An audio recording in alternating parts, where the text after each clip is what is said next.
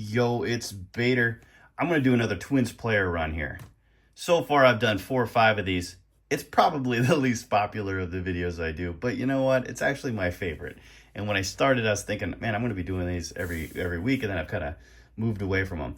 And what I'm going to do is to honor these Twins runs, I'm going to put out here one of my favorite cards now. We got Kirby Puckett, Kent Hrbek, signed by the great Dustin Abram of Dustin and Blake, another YouTube brother, big Twins fan. If you haven't seen his channel, absolutely check it out. He's a big Twins lover. But we're going to go over Cesar Tovar. I love this guy. He's not a big star. He was a great teammate, great role player. One of his nicknames was Mr. Versatility. He could play everywhere. But we'll start going. Here's a 1965 Topps. There with Sandy Valderspino, who I don't think he really ended up doing much. And he ends up having 2 cards that end up looking like rookie cards.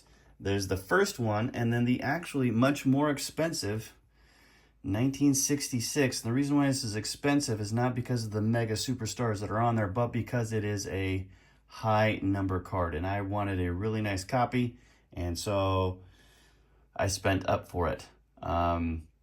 But it's a beautiful card. So Mr. Cesar Tovar actually has played every single position in a major league game, and he actually did. He had one game where he played all 9 positions. It was a little bit of a publicity stunt, but it was legit. He plays very well defense, played everywhere, and actually he pitched 1 inning, did really well. He actually struck out Reggie Jackson. So a little trivia for you: who did Cesar Tovar strike out in his only inning pitched? Hall of Famer Reggie Jackson.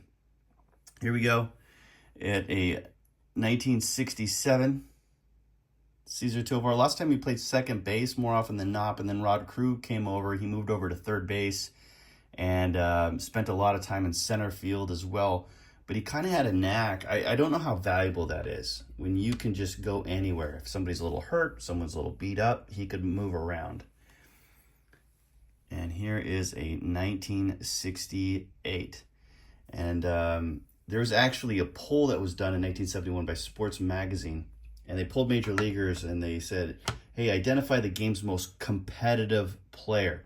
And Cesar did not win. He was 4th. But the people that beat him out was Pete Rose won that, followed by Frank Robinson and Bob Gibson. Those are incredible all-star Hall of Fame players.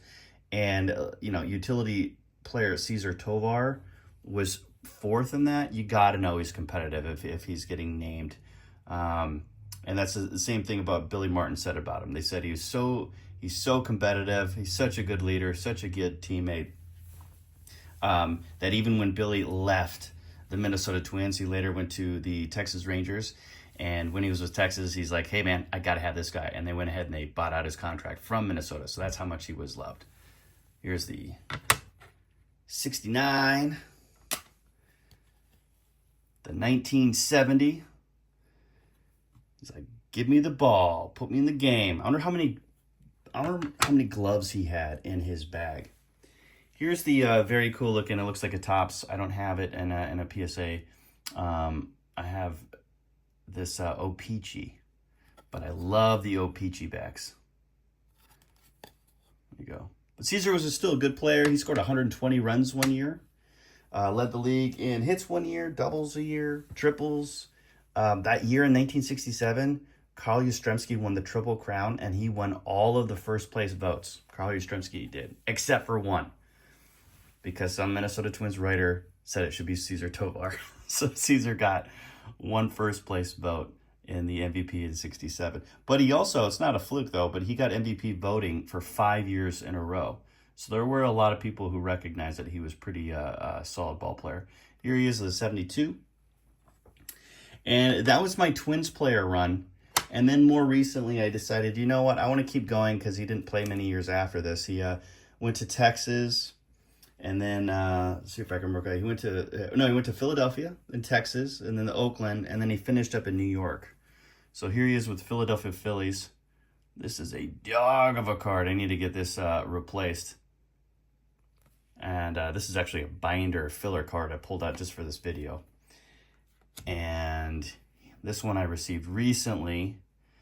That's a beautiful 9. It's a gorgeous card. I showed that in a video of pickups that I had done. Here we got a Rangers. This is not the Topps. This is actually an O-Pee-Chee. It's a really nice 75. We got the 76 set. When I purchased a big, huge lot of commons, and I got one of these cards in there, and this was great shape, loved it. And then recently I also picked up, and I think these were all like, I paid like $1, and I love it. 77 Cesar Tovar as well. So one of the things I love about Cesar is like all of those things. He's a great hustler, great player. There's about a 7-year period where, you know, his WAR averaged at 3.7 a year.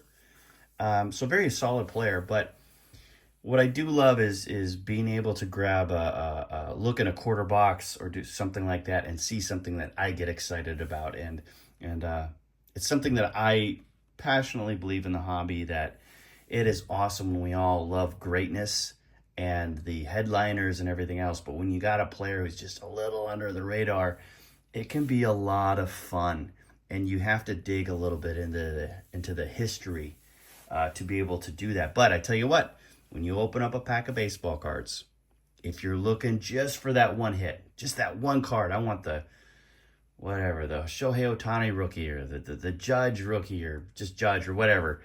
But if there is like, if you can open up that pack and there's 30 or 40 people that you think are really interesting, it's a lot more fun.